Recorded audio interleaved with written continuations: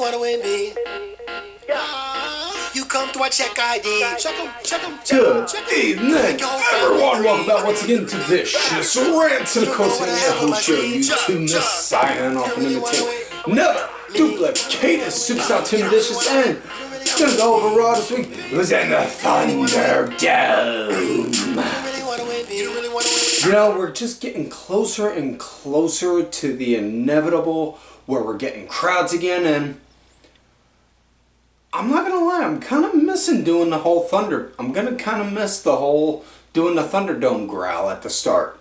But that being said, moving forward, this week's show was in the ThunderDome. But before we get into this week's show, we're gonna switch gears, talk about last week via the SmackDown Rewind and the big highlights from last week's SmackDown.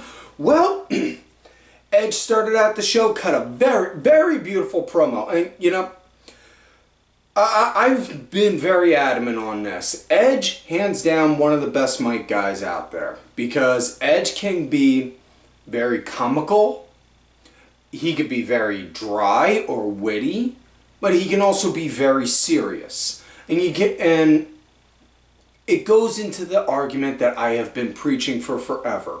With wrestling, you know, you could be the most technical, savvy, you know, you could be an in-ring savant and all that jazz. But you gotta have range. You gotta have range, man. You can't just, you know, if you're only gonna be known for being a technical wizard, you know, and you got nothing else going for you, you can't talk people into the building, you know, you got zero personality, or your character or your gimmick is blander than the paint on the wall behind me? But what the fuck? Yeah. Either way, Edge cut a very beautiful promo talking about on how WrestleMania, it was 10 years to the very fucking day was forced into retirement, and he wanted to come back and win a championship that he never rightfully lost. Now, for obvious reasons, we can't talk, we're not referencing the big gold, you know, we're referencing the Universal title, but my God, man, just the sheer story behind that is very, very much so something I like. And he was saying, you know, he would have had it too if it wasn't for Daniel Bryan. Now, whether that's to plant a seed on the side for a potential feud with Bryan down the road, who knows? Maybe, maybe not. It all depends on where he's at in the next 3, maybe 6 months from now. But Edge, point blank, he's doing a match with Roman at Money in the Bank, and it's very much so earned, deserved, and you know, Edge hit the nail on the head, saying, Roman, at WrestleMania, you knew I could beat you. And come Money in the Bank, I will beat you. And I will become Universal Champion. So yeah, other than that, other big highlights from SmackDown. Big E did a tag match with Nakamura against Apollo Crews and Corbin. Corbin coming out looking more disheveled, looking defeated, disheveled, all sorts of down in the dumps ever since he officially lost his crown, you know, and he lost a shit ton of money in an investment, you know, he's losing, you know, it's like he had all this massive cash, but now all the fact that now he's no longer king, whoop, all the checks stopped clearing, all the cash is gone. So now he's down on his luck, his beard's growing in, he looks like he has that old gym teacher hairline where it's bald up top and all on the sides, you know, and yeah, this is actually the most interesting, this is actually the most interested I've been in Corbin ever, which is saying something, because the guy to me is about as bland as boiled potatoes. And that's coming from an Irish guy when it comes to potatoes. So yeah, you tell me, what do you think that means? So either way though, other than that, other big highlights, Bayley and Bianca set up an I Quit match for Money in the Bank, as well as Kevin Owens and Sami Zayn had their last man standing match, and oh my god. Now, was it as good as La Revenja, last man standing between Kevin Steen and El Generico? No. And I made this point last week. 9 out of 10 times the sequels are not as good as the originals. You know? I mean, you get the occasional surprises where, like, Empire Strikes Back or Spider-Man 2, but 9 out of 10 times sequels, nah, not as good as the originals. Saw something move down there. Sorry, folks. But yeah, it was... Kevin Owens won the match. It was damn good. I absolutely fucking loved it. And that's saying something considering we all know how I feel about last man standing matches. Other than that, not much else really going on for SmackDown. So with that said, let's get into this week's show. It starts off with Miz TV and Johnny Drip Drip when Miz with John Morrison pulling out as many water drip moist, any kind of reference that you could do with any kind of moisture reference he was thinking of. You know, Aquamaniacs or, or just shit like that. Like, what the fuck? And it fucking made me laugh, and it's the old rule of thumb. If you make me laugh, I can't fucking get mad at you on it. And I absolutely love it because Morrison, he's playing that lovable fucking goof. Like, dude, did you know this and this? Yeah, I told you. Oh, well, hey, did you know this? Dude! Like, yeah, like that kind of guy. It was, but yeah, they did a Miz TV. It eventually had everyone that's going to be on the Raw side for the Money in the Bank. And Riddle, coming out with his foot taped up, comes out, climbs up on a ladder, talking to everyone, and then gets interrupted by Uncle Alan AJ Styles with Omos. And Riddle, hey Omos, I'm almost as tall as you, dude. Come on, don't leave me hanging, bro. And then Omos, just with one hand, flips the ladder over. Riddle, boom, lands. Taped up ankle first. Selling the shit out of it like Peter Griffin scraping his knee. Gah! Gah! Ah! And everyone, and all the faces like, whoa, what the hell you doing? What the hell you doing? Why was that for? And then Styles pump kicks the ankle. Ricochet then gets in his business. And then Morrison hits Ricochet. McIntyre clotheslines Omos out of the ring. Brouhaha, we go to commercial. We come back. We now got the first match of the night. Ricochet versus Johnny Nitro Morrison Mundo Impact. Insert name here. Esquire the 23rd. With Miz at ringside. This real good solid match. Again, very good solid match. Shades of last week, which was shades of Lucha Underground. And, honestly, these two guys can go.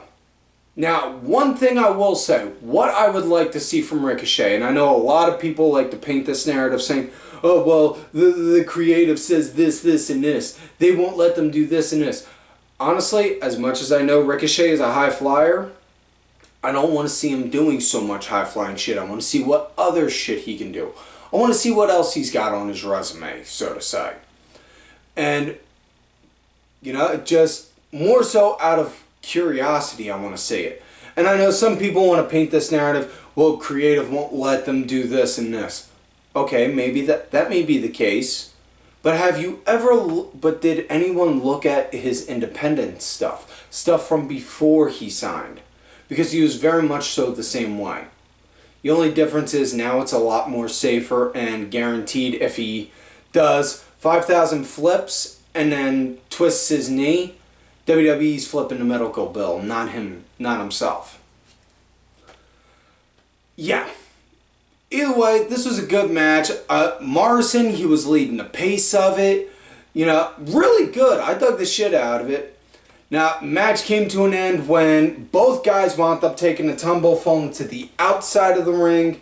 Ref was counting, and then Morrison got in. Miz, who was in his wheelchair, scooted and actually was blocking Ricochet from getting in and slowed him down to where he was stuck outside. So Morrison won via a countout. And then they announced officially next week Morrison and Ricochet are going to have a false count anywhere match. So yeah, who knows? We may even see The Miz miraculously get healed and be up on his feet by then. I seriously doubt it, but maybe I could talk it into existence. Moving forward, we got 8 ladies tag match. Whew. Oh boy, I'm gonna need my heart pills for this. Nikki Cross, Ash, however she wishes to address herself. It's a lot better than being referred to as a superhero in training, an SHIT. Alexa Bliss. Whew. Good Lord, little Miss Bliss. Creepy but cute, as my son and my youngest nephew like to say. Naomi and Asuka. Whew. Definitely need the heart pills, and I'm pretty sure I'm going to get a brain duster for this match. Going against Nia Jax, Shayna Baszler, Eva Marie, and Doudrop. And yeah, I'm not a fan of the Doudrop name. But, here's the thing. Respect the fact that the wrestlers are going by the new name. I mean, let's think about it like this. Think back to when Finn Balor, for example, originally signed with WWE. Everyone was all up in arms. Oh my God, he's got the name Finn Balor? Why won't they just let him be Fergal Devitt? Okay, think about it like this. Here's the thing. While yes, in NXT UK she was Piper Niven, so they own that, but they own that copyright. She's doing this. Eva Marie gave her that name. So when, not if, but when that inevitable break happens and she splits with her, my name's not Doudrop, bitch, it's this, this, and this. Shock. Yeah, it could go like that. Easy. But in the meantime, using the Fergal thing, using Finn Fergal, for example, or even yet, Kevin Owens Steen. Point being, the wrestlers are going out of their way to go and try and be addressed in a different way. Give them that respect. It's not like if I saw Chris Evans on the street, I would call him Captain America, or if I saw Mark Hamill on the street, I'd call him, I would call him Luke Skywalker. Yeah. Either way. As far as the match went, the faces, they led right up into the break. Post-break, it was post-break, it was Alexa Bliss, or not Alexa Bliss, I'm sorry, I'm skipping ahead of myself. Asuka was the team punching bag, which was a bit of a shocker for me, because, it's Asuka. I don't ever recall seeing her put in that position too often. However, there was one moment that was really funny to see for me. It was where it was before the break. Everyone was all slamming into each other, mass mayhem. Eva Marie got into the ring, standing tall, like she owns it all. She's above everyone else. Alexa Bliss just creeps up behind her and then just does this howler banshee scream. And then Eva just like, yeah, and then jumps out, and it's like, that was fucking cool. Yeah. Either way, Naomi wound up getting a hot tag in, worked pretty good, and then eventually Nikki Cross got in. She had that locked in roll up onto Shayna. However, Nia Jax wound up doing a blind tag on her, so the ref couldn't count the pin.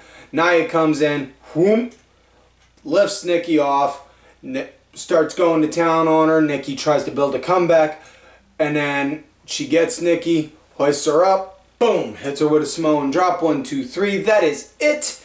And Nikki Cross's winning streak is officially over. But that does not mean the end of our triumphant hero, no. Tune in next week. Same bat time, same bat wait, I'm thinking of a different superhero. Sorry. Moving forward, next matchup, we got Mustafa Ali going against Mansoor. And this led to be because, well, one last week with the Battle Royal, Mansoor, he was on the verge of getting eliminated. Mustafa saved him and then said, you gotta have eyes in the back of your head, kid, and all that, and then threw him out. They later on do an interview, backstage interview, an online exclusive, they showed, and then it said, why did you do that? Why are you like this with him? And Ali, with very short, very simple, and it hooked me, because I don't want him to turn out like me. You think about it. Since Ali, SmackDown, Raw, Retribution, where he's at now, all of it. That argument right there is so fucking valid. That's a guy who was promised the pie in the sky, the proverbial brass ring, all the keys to the kingdom, only to be fed shit and piss day in and day out. And then see a new guy come in who's got all the potential he does, reminds him of himself, and Ali, all mad, all jaded, wants to just look at this kid and say, I don't want you to go down the same path I am. So you know what? I'm gonna force you to go the other way. That's what I fucking loved. Now, as far as the match goes, good solid back and forth. I dug it. It was rookie versus pro versus Joe kind of feel to it, if you will. Match came to an end. Ali's ankle was actually wrapped up on the middle and bottom rope. He was screaming and yelling in agony, get it off, unhook it. Mansoor actually climbs out and helps the ref get it out, to which then when he gets back in, Ali gets him, flips him up for a quick roll-up, 1, 2, 3, that's it. That kind of a roll-up I'm okay with. Another roll-up I'm not going to be okay with, you'll hear me bitching and yelling about later on, but this one I'm good because afterwards, then he keeps on yelling, I told you, you got to do better. You got to do better than me. Like that, which was fucking good. So next up we got Drew McIntyre going against Jinder Mahal, which I absolutely freaking loved. Now, before the match, Drew, listen. I am all for Drew McIntyre. I like the guy. He's a hell of a wrestler. He's got a hell of a figure. He can work. You know, he's the kind of wrestler that I like. He's a big, beefy, athletic guy. Those are the kind of wrestlers I like to see. I don't like seeing big giants who can barely walk or talk. But Drew, he's got it. But the problem he's doing now is telling too many fucking stories. He's telling the story of an old Scotsman in Edinburgh. And then he's telling the story of an old Scottish battle on this hill. And then an old Scottish folktale on here. And now, before the match, he tells an old fucking story about on how his sword was from the fucking tooth of the Loch Ness Monster, which isn't even fucking real. For fucking... Enough with the fucking stories. And this is coming from an Irish guy who fucking grew up hearing story after story after story. I fucking love stories, man. But stop telling them so fucking much. Now, on to the match. Yeah, blood pressure didn't get up too high, so I'm good. I don't need... no need to call the docs yet. As far as the match goes, it was good. Drew was leading the pace. Jinder wound up leading the match post-break. It was decent. It was a decent match. Very good. Very old 3MB vibes. And at one point you even see Drew do the 3MB whirlwind, pose for him. But match was what it was, and on how it ended, it was a flim-flam kind of schmozzy finish where Jinder's guys, Veer and Shanky, they came up and then they attacked him. And then and then it was all three doing a roll-on on him. And then Jinder took his sword. He took Drew's family heirloom that was made from the Loch Ness Monster.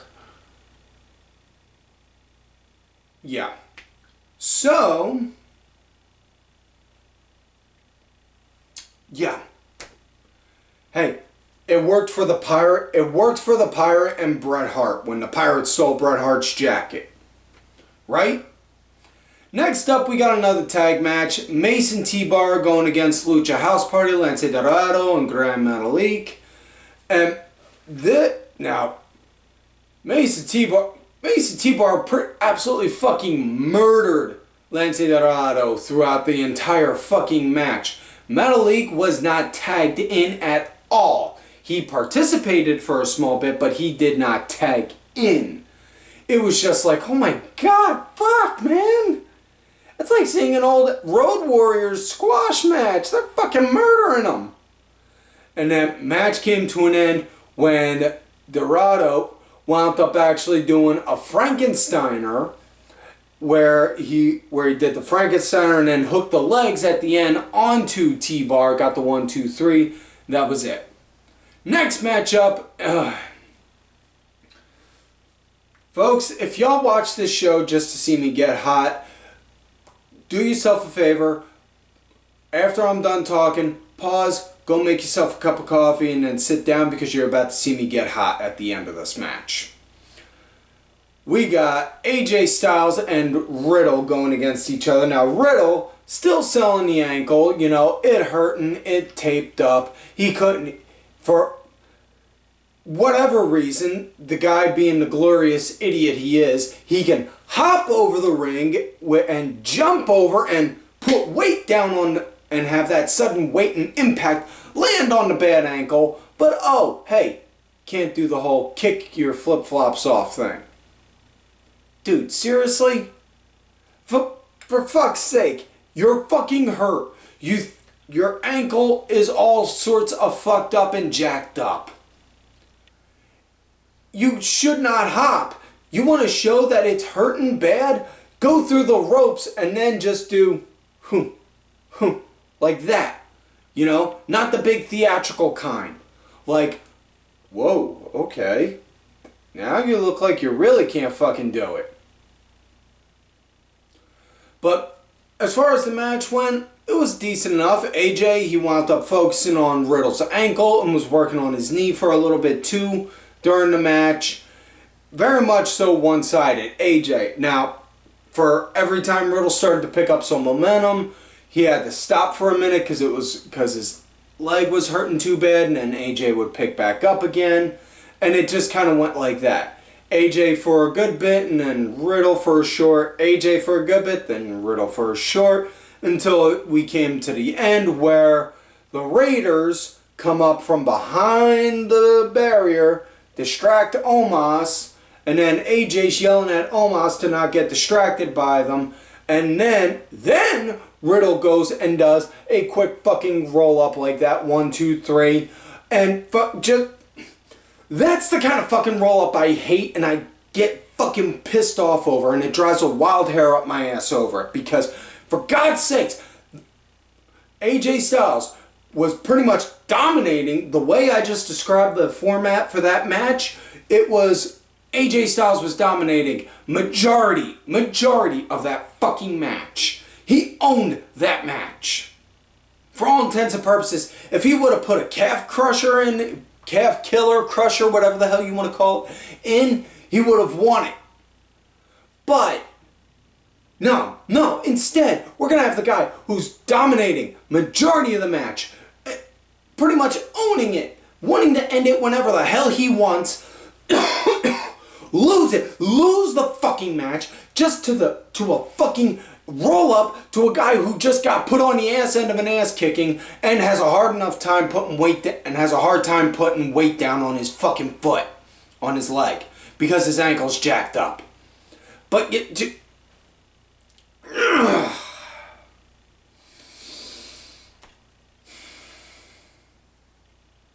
okay, I'm good. I'm cool. I'm the man. Whew.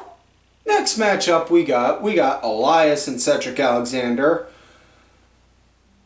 Okay, I thought I was good, but now I'm not. Against fucking Gunner and Truth. Now, it's supposed to be fucking Gunner and Truth, but Truth, it by all stretch means national fucking goddamn treasure.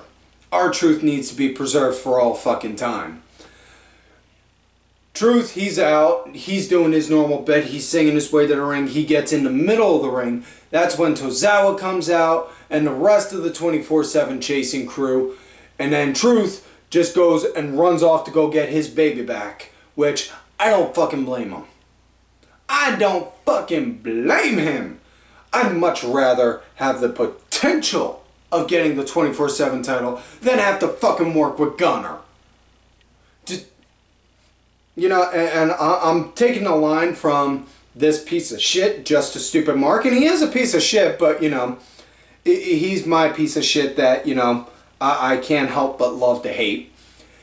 Wrestling, much like any other form of entertainment, is, you know, all in the eyes of the viewer.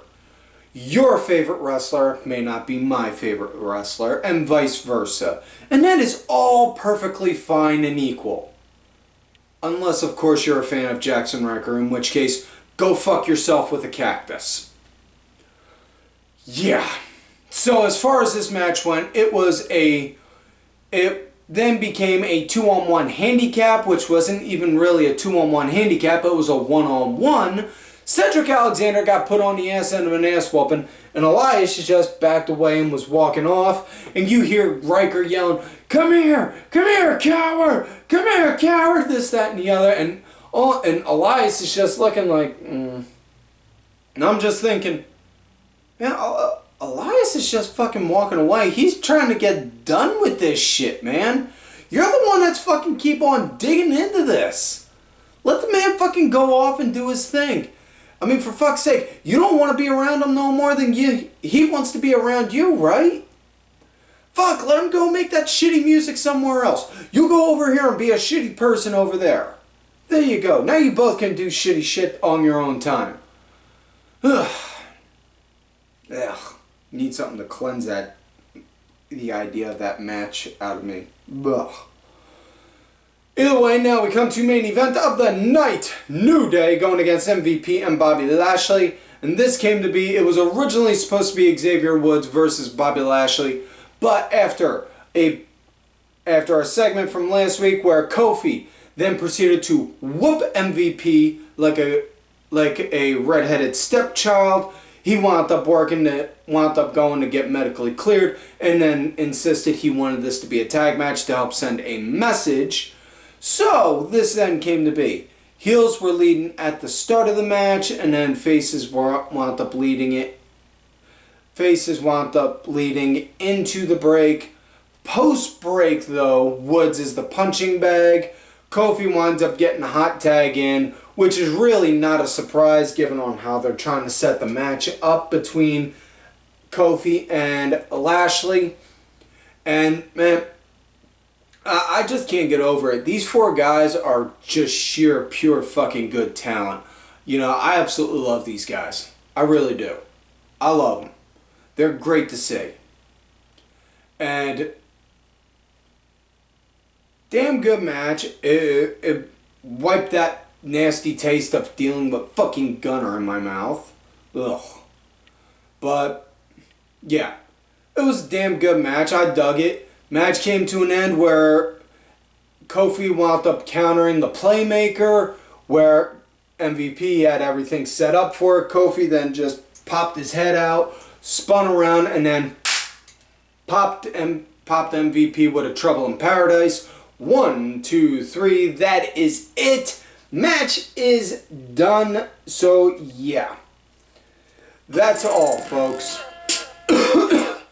So that is it for this week's show. So please don't forget to like the video, subscribe to the channel, go back, watch some of the other episodes. Make sure y'all look for me on the Twitter at Tim Vicious. Also on that Facebook gimmick, Tim Ash. If you're gonna look for my Facebook gimmick, make sure you leave a comment on here and let me know you found me on there, or tell me on my Facebook gimmick at Tim Vicious on there. You got Creep Jones on. Thanks to my executive producer, Ali Ray Ben, who did provide the music for this week's show. Make sure y'all check it out. His music's on iTunes, Spotify, SoundCloud, YouTube, all that good shit. Details are down below. Also, thank you to two contributors of the show, LFC Lingerie Fighting Championship. There are a little bit of wrestling, a little bit of MMA, and a whole lot of attractive women wearing a little bit of nothing. Also, folks, make sure y'all check out these two accounts already on Twitter. Kenny Killer, DSB_IV, Diabolica, RA, Sergeant Curry Pants, and Dubs in your face. And folks, like I always tell y'all, you love me great, you hate me. Fuck you.